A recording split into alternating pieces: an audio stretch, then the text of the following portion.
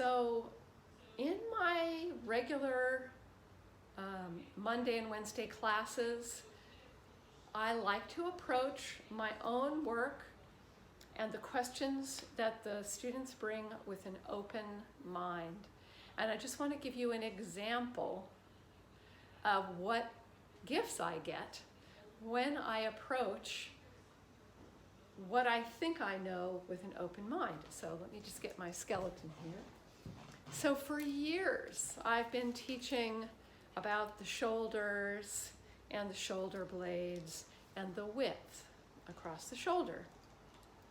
And I was just kind of looking at my skeleton with an open mind this week. And I'm going to show you the angle I was looking at and just see kind of what you see. So what I'm looking at and helping you look at with the eye of the camera is the kind of three-dimensional shape of the shoulder blade. And what I saw kind of blew my mind because I had been tracing from the collarbone point, which if you touch right here and you shrug a little bit, moves, all the way across to the outside of what I call the structure of my shoulder girdle. And really I wasn't too concerned about the details in there. I was just thinking, well, this is one bone and then my lower arm is another bone. And I have some little points on the lower arm that I use to explore this inside one, that will move this around. And I've got this point on the collarbone that I'll use to explore.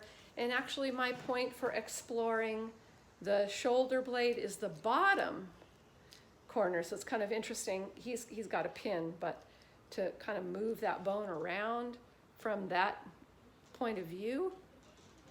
And we were making all these great discoveries about how you don't have to hold your shoulder blade down, and it's okay for it to come up, and kind of experimenting with spiraling and the movement of the shoulder up and down and back around, and letting it contract into the back and release out and move forward, and so many discoveries. And then I was looking at this and I realized that this outer shelf is not my collarbone, which I thought it was, or I thought it was. It's actually my shoulder blade, and my collarbone kind of ends a little bit more in. And so I had this realization that the shoulder blade really is not flat in the back. It really has this kind of wraparound round shape. And it actually has a bunch of muscles that some of my students have issues with that connect to these little processes in here that pull it forward. He can't do that, but they rotate the shoulder blade forward around your ribs. And so for me, as I just integrated that new information and realizing that this shelf, which if you can kind of rest your hand on it, is part of a structure that's wrapping from around my back,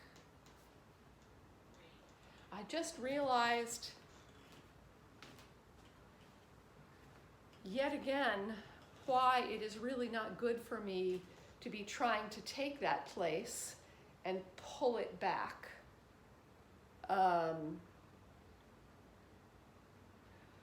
Because it actually displaces the weight of my shoulder girdle and my ribs quite a bit. And if you put your hand on that bone, it's quite heavy. So if you bend your knees a little bit, and you shift the weight of your hips and your head, you'll notice that part of your shoulder blade actually slides forward and drapes forward. And it's a tremendous relief in this whole area, which really can get crunched. And you can get quite injured in there. That's where your rotator cuff is. So all I want to say is, whatever you're doing, try to keep an open mind and investigate what's actually there, because there's always something new to see if you can let go of old ideas. This is the essence of learning. And if you want to have experiences of what that's like, to look at your own body in that way, come to class. All right, so class is every Monday, every Wednesday, 9 to 10:15 Eastern Standard Time. Peace and love. See you soon. Bye.